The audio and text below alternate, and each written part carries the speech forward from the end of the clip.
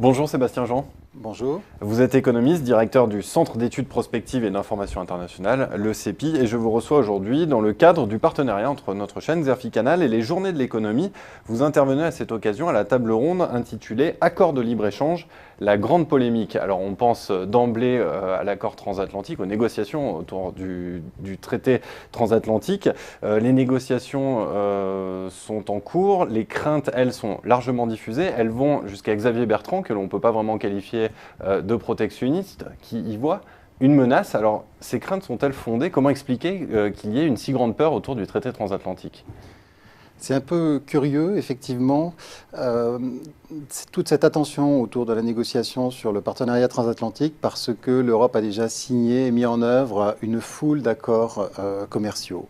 Alors évidemment, celui-ci est un peu différent parce que les États-Unis, c'est le premier partenaire commercial de l'Union européenne.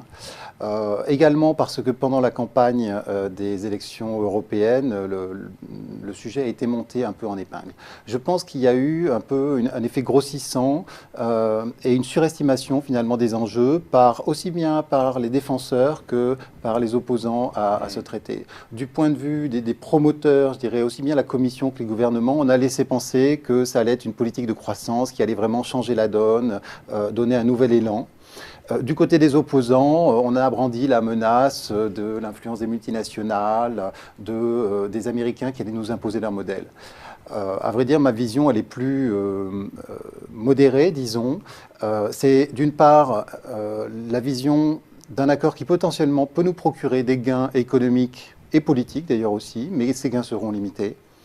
Et d'autre part, un accord qui nécessairement doit rester dans des limites bien définies. La politique commerciale n'a pas vocation à fixer des choix fondamentaux en termes de réglementation ou de législation par exemple, et ça il est important de le garder en tête. Voilà. Je reviens sur la question des gains que vous venez d'évoquer. On voit des prévisions qui tablent sur un supplément de plus 0,1% de croissance par an jusqu'à plus 0,5%. Quel crédit faut-il donner à ces prévisions?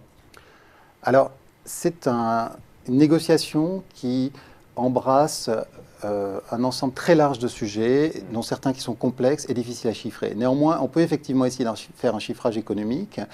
Nous l'avons fait au CEPI et effectivement, l'ordre de grandeur sur lequel nous arrivons est conforme à ce que vous disiez, c'est-à-dire une augmentation du niveau de richesse de l'ordre de 0,3 point de PIB.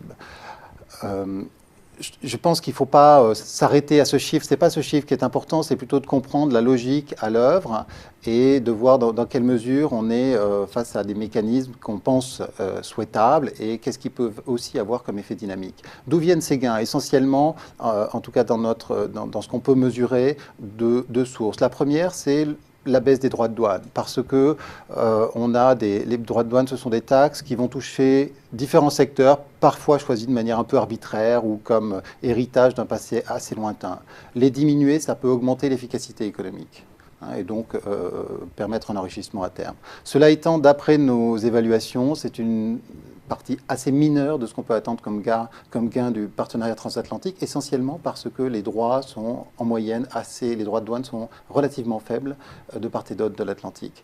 Le deuxième aspect, pour nous, c'est vraiment là qu'est l'enjeu, là que sont potentiellement, disons, les 4/5 des gains potentiels, c'est de réduire les incohérences dans les réglementations de part et d'autre de l'Atlantique.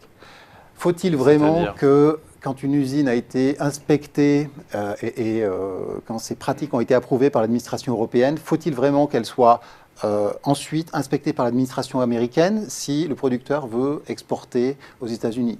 Un appareil de radiologie, par exemple, qui a été agréé par les autorités américaines comme étant adapté, répondant à des normes de sécurité, faut-il vraiment qu'il soit certifié sur des canaux différents en reprenant tout le processus en Europe?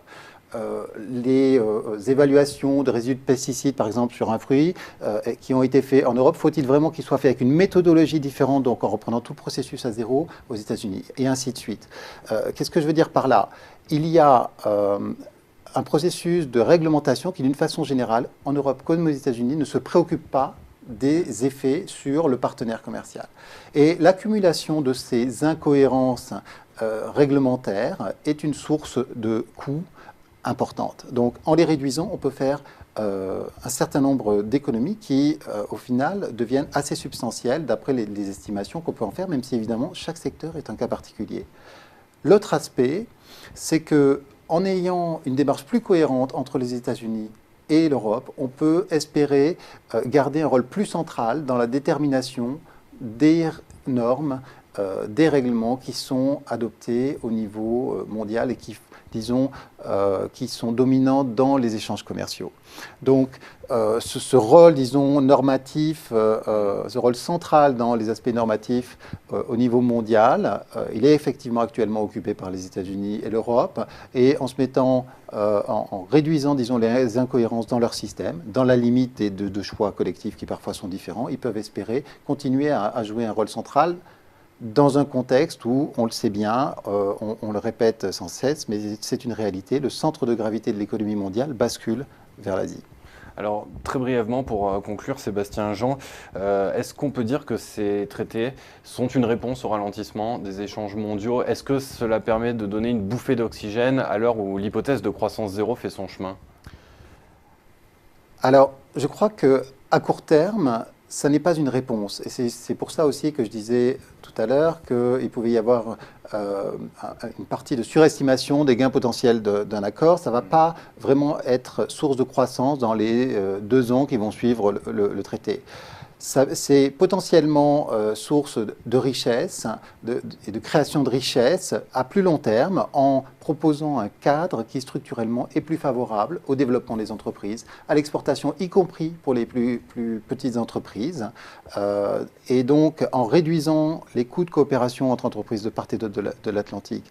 Et donc, au fond, l'enjeu, c'est surtout de doter nos économies d'un cadre plus propice à la croissance, mais c'est plutôt un enjeu de moyen terme et c'est un enjeu qui potentiellement peut être particulièrement important dans les secteurs les plus innovants notamment.